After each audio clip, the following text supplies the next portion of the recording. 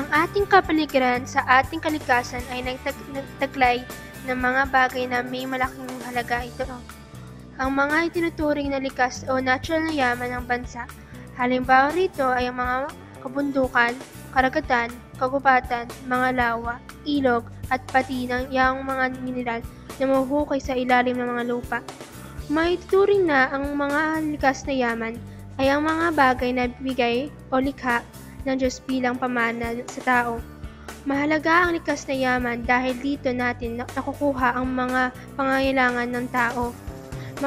Nakakatulong ito sa pag-unlad ng ating bansa sa pamamagitan ng mga turistang dumadayo sa ating bansa upang makapahinga at maaliw sa ating mga likas na yaman. Ang yamang lupa ay natural resources from land. Kabilang dito ang mga halaman, puno, limestones, minerals, ginto, at mahahalagang bato na nakukuha natin sa ating mga yungib.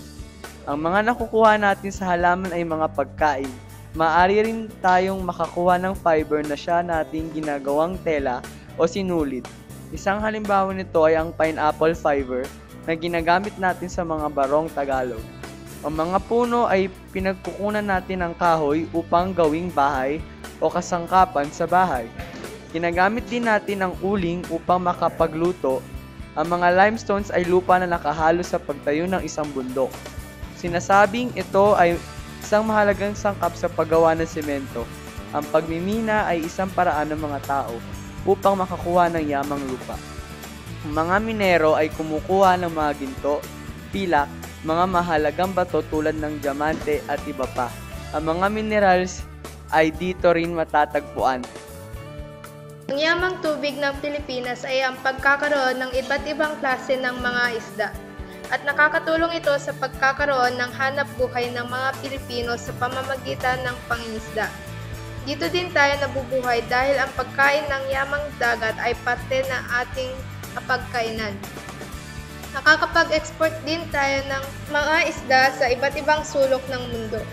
Dinarayo din ng mga turista ang ganda ng ating mga dagat o beaches dahil sa mga kakaibang kagandahan ng mga coral reefs sa ilalim ng ating baybayin.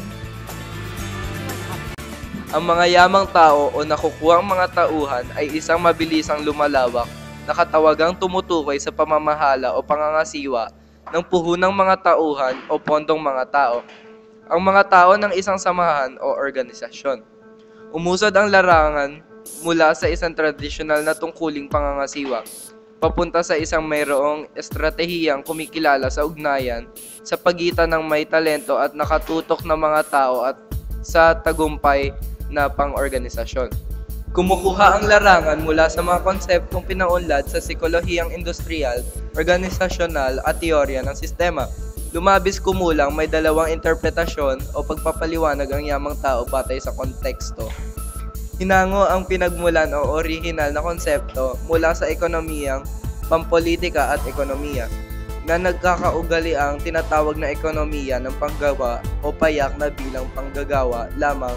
Isa sa apat na mga sangkap ng production, bagaman ang ganitong pananaw ay nababago ayon sa tungkulin ng bago at umiiral na pananaliksik papunta sa mas estratehikong mga pagharap sa mga antas na pabansa. Mas ginagamit ang ganitong paggamit batay sa pagpapaunlad ng mga yamang tao at maaaring lumampas sa mga organisasyon lamang hanggang sa antas ng mga bansa o mga nasyon.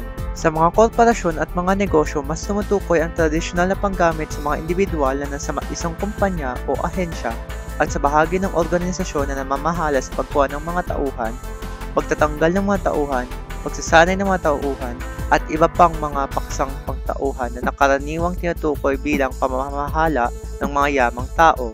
Kapwa tinatalakay sa lathalaing ito ang dalawang mga paglalarawan o pagbibigay kahulugang ito.